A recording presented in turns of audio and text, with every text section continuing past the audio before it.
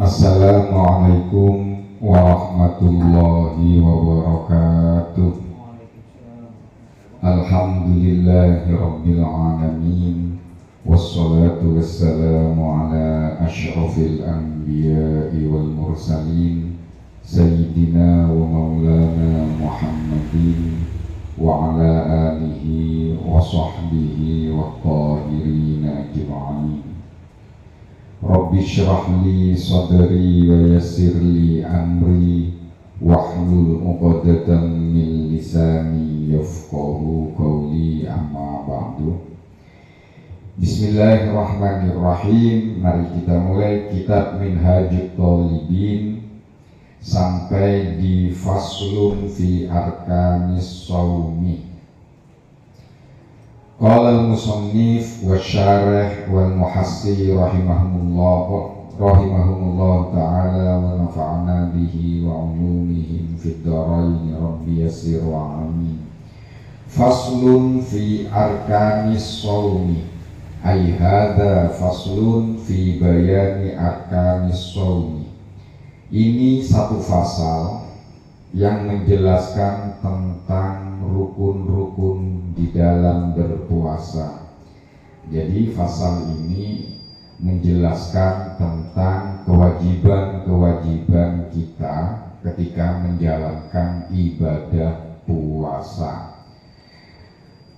An-niyatu, niat syartun, menjadi syarat lis-shaumi, untuk menjalankan ibadah puasa.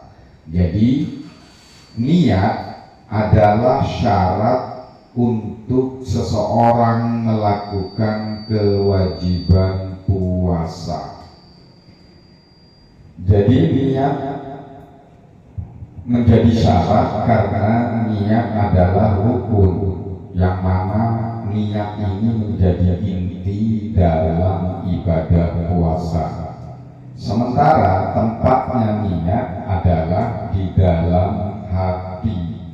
Oleh karena itu tidak dianggap sah seseorang yang berniat berpuasa tidak dalam hatinya, artinya diucapkan secara lisan. Nah, itu tidak sah niatnya. Ketika niat suatu ibadah tidak sah, maka secara otomatis ibadah itu sendiri menjadi tidak sah.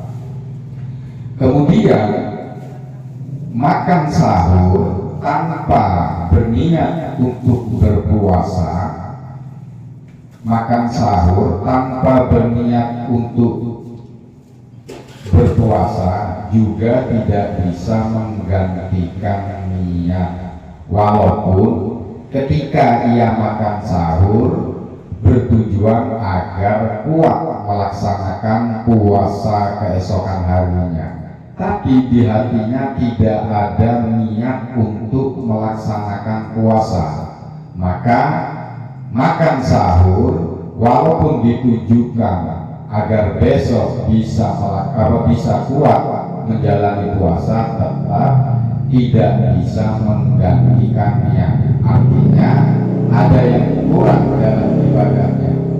Ketika ada yang kurang, maka ibadah tersebut menjadi tidak sah. Namun ketika makan sahur, seseorang terbesit di benaknya bahwa besok dia akan melaksanakan puasa, maka hal ini dianggap cukup untuk menggantikan niat. Namun ada pendapat yang menyatakan niat berpuasa adalah salah satu ukuran sama seperti menahan diri, salah satu rukun. Jadi dalam puasa ada rukun puasa, salah satunya menahan diri, gak ngelakoni hal-hal yang bisa membatalkan puasa. Nah, ada yang berpendapat bahwa niat itu bukan syarat tapi rukun. Namun hal ini oleh Imam Al-Mahalli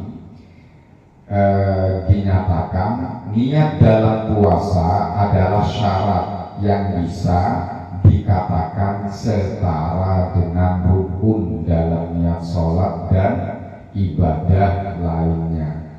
Kenapa niat di sini berbeda dengan niat dalam sholat, niat puasa? Karena niat di dalam sholat itu dinyatakan dalam hati ketika memulai ibadah sholat tersebut, pas di takbiratul ihram. Itu yang menjadi pembeda.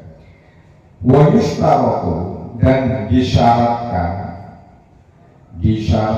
li fardihi untuk puasa wajib. Jadi disyaratkan untuk puasa wajib at-tabiyitu, mengingatkan niat. Untuk puasa wajib diwajibkan mengingatkan niat.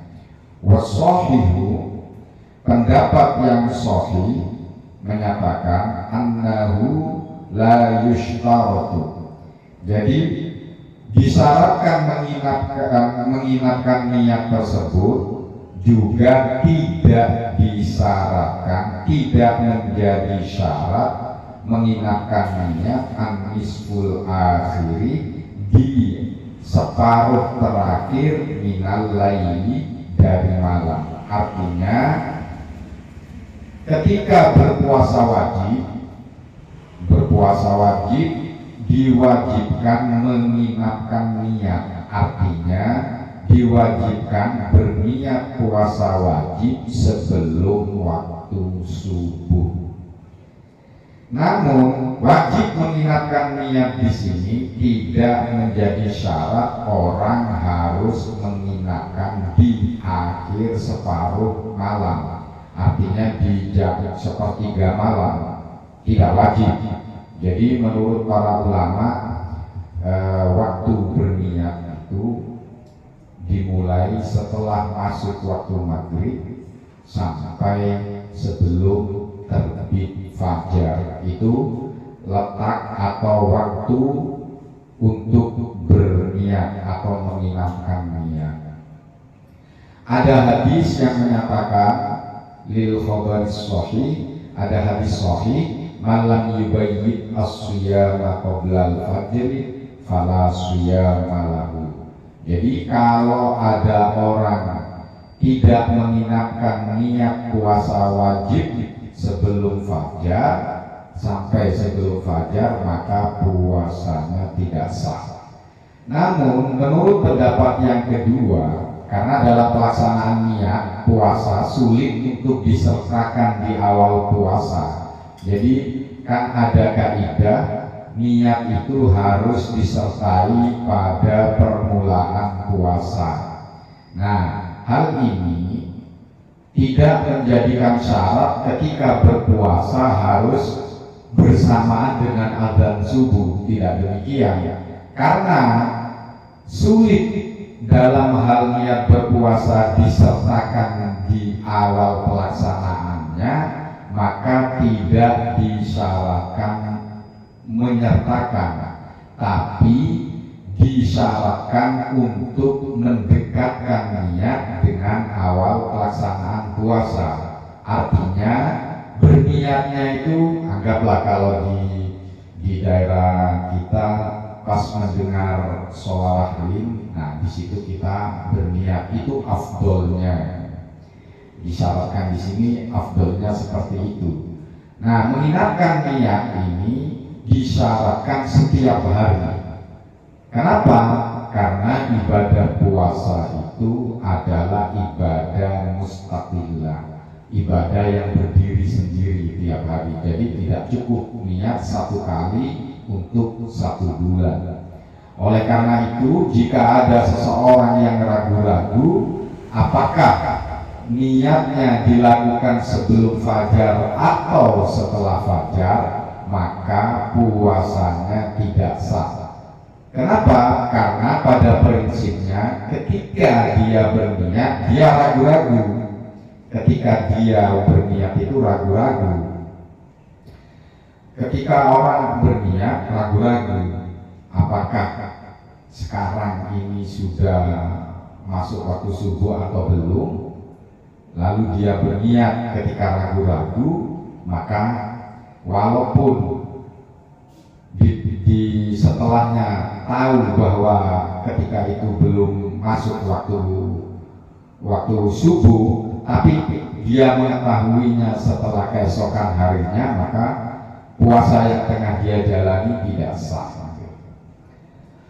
Berbeda misalnya ada orang setelah berniat lalu adzan subuh, kemudian keesokan harinya dia ragu-ragu, aku semalam itu niatnya setelah subuh atau sebelum subuh, tapi dia ingat dia sudah berniat, maka keraguan-raguan seperti ini tetap disahkan puasanya, karena ada kaidah pada dasarnya dikembalikan kepada awal bahwa malam masih berlangsung dan subuh belum terjadi. Ini kaidah dalam kaidah fikih, kaidatul fikih.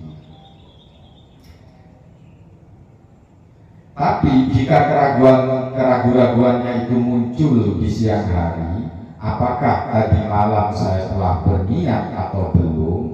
Setelah beberapa waktu yang agak lama, ia bisa mengingatnya bahwa semalam ia telah menginapkan niat, maka puasanya tetap sah. Sebagaimana keterangan yang ada dalam kitab Majmu' Syarah Muhadzab, sekalipun teringatnya setelah tenggelamnya matahari, itu tetap sah. Namun pendapat yang menyatakan jika teringatnya setelah berlalunya sebagian besar waktu tersebut tidak sah puasanya, ini adalah pendapat yang lemah. Jadi kita misalnya bangun tidur setelah sholat subuh kita tidur misalnya, lalu kita terbangun dan ragu-ragu, semalam apakah saya sudah berniat apa belum. Dia berupaya berijtihad mengingat-ingat sampai menjelang tenggelamnya matahari, dia ingat, oh iya aku semari niat ketika tadarus bersama-sama ditutup dengan berniat bersama-sama, maka puasanya tidak tetap sah. Tapi kalau keraguan-raguan itu terus berulang-ulang sampai maghrib tiba, tidak menemukan keyakinan, maka puasanya tidak sah. Puasa yang dia lakukan menjadi tidak sah. Wa annahu la yadurrul aklu wal jima'u ba'daha. Wa annahu, dan hal ini la yadurru, tidak menjadi masalah, al-akul makan, wal jima'u dan menggauli pasangan, melakukan aktivitas hubungan badan dengan pasangan masing-masing, ba'daha setelah niat.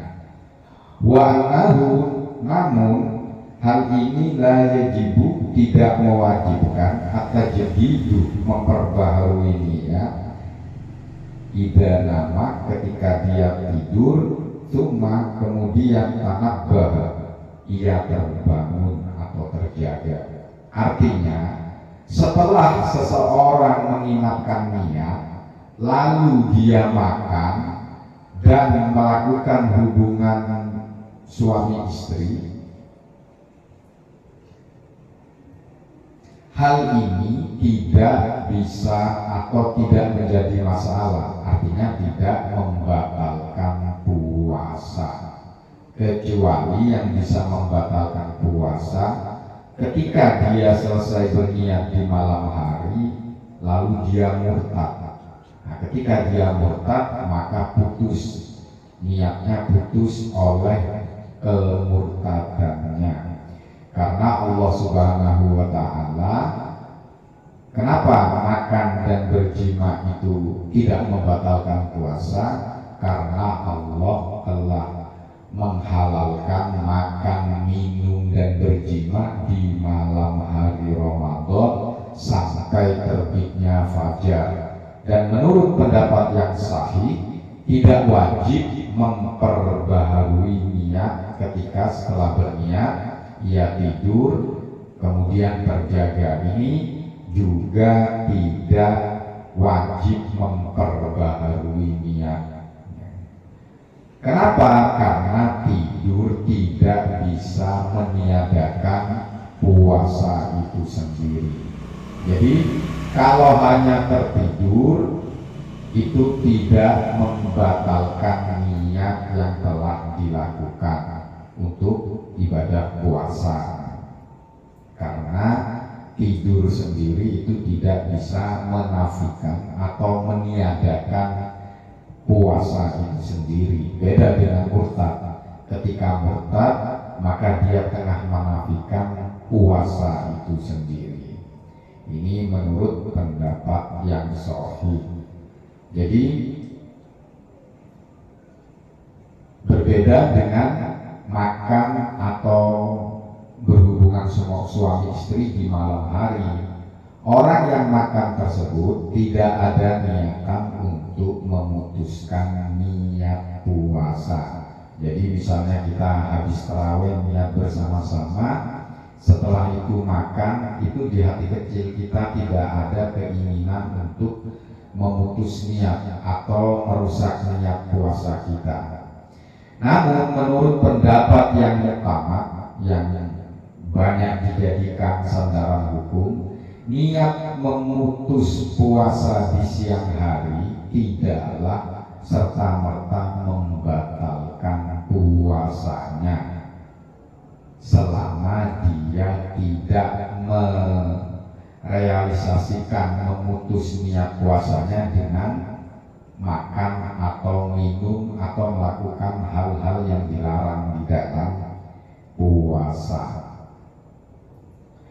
Berbeda ketika melakukan sholat. Ketika tengah melakukan sholat lalu kita niat untuk mengakhiri sholat atau membatalkan sholat, maka secara otomatis sholat kita tidak sah atau batal ketika ada niatan membatalkan sholat. Wayasihu sah an-naflu puasa sunnah biniyatin dengan berniat qabla zawali sebelum tergelincirnya matahari, artinya sebelum masuk waktu duhur. Wakada begitu juga sah ba'dahu berniat setelah waktu duhur, artinya setelah masuk waktu duhur. Fi qaulin, namun ada satu pendapat yang menyatakan wasohihu, pendapat yang sahih menyatakan isyaratul husuli, disyaratkan tercapainya niat itu menjadi sah disyaratkan min awalin nahari, dimulai sebelum masuk awal siang, artinya sebelum masuk waktu subuh. Jadi kalau dalam kaidah fikih itu awal nahar itu, awal siang itu dimulai waktu subuh. Jadi untuk puasa sunnah itu sah berniat di pagi harinya atau sebelum masuk waktu duhur. Ada juga yang berpendapat ketika berpuasa sunnah sah berniat dilakukan setelah masuk waktu duhur. Ini ada pendapat yang menyatakan demikian. Namun menurut pendapat yang sahih, syarat niat seseorang itu tercapai atau sah, maka ketika berniat disyaratkan dimulai sebelum waktu subuh. Ini ada yang pendapat yang menyatakan demikian. Jadi sah berniat berpuasa sunnah sebelum masuk waktu duhur. Juga ada yang menyatakan setelah masuk waktu duhur. Ada juga yang berpendapat di seluruh waktu siang, misalnya kita di rumah tidak ada makanan, sampai mencari kesana kemari nggak ada makanan, di jam 5 sore tetap nggak ada makanan. Ada ulama yang berpendapat di saat itu kita berniat melakukan puasa sunnah itu masih sah. Namun menurut pendapat yang roji, pendapat yang sangat kuat dalilnya, pendapat yang menyatakan boleh berniat sampai di sore hari itu ditolak, dibantah.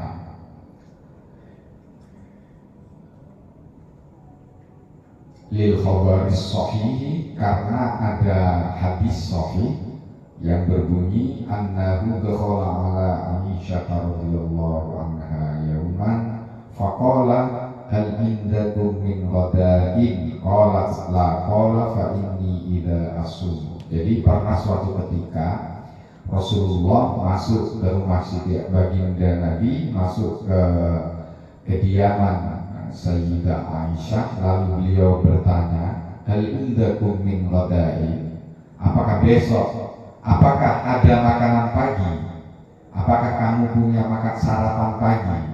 Qalat Sayyidah Aisyah menjawab, la, tidak punya ya Rasulullah. Qala, kemudian Rasulullah bersabda, fa inni idzan asumu, nek kue gak duwe sarapan pagi, aku tak poso, aku tak poso.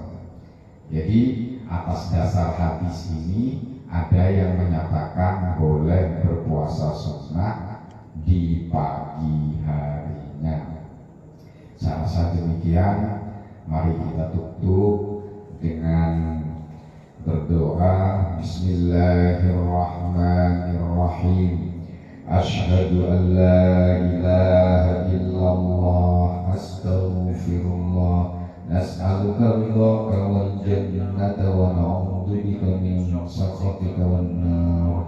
Asyhadu an la ilaha illallah, astaghfirullah, nas'aluka ridhaka wal jannata wa na'udzu bika min sakhatika wan nar. Asyhadu an la ilaha illallah, astaghfirullah, nas'aluka ridhaka wal jannata wa na'udzu bika min sakhatika wan nar. Allahumma innaka afuwwun karim tuhibbul afwa fa'fu anna. Allahumma innaka afuwwun karim tuhibbul afwa fa'fu anna. Allahumma innaka afuwwun karimun tuhibbul afwa fa'fu anna ya karim.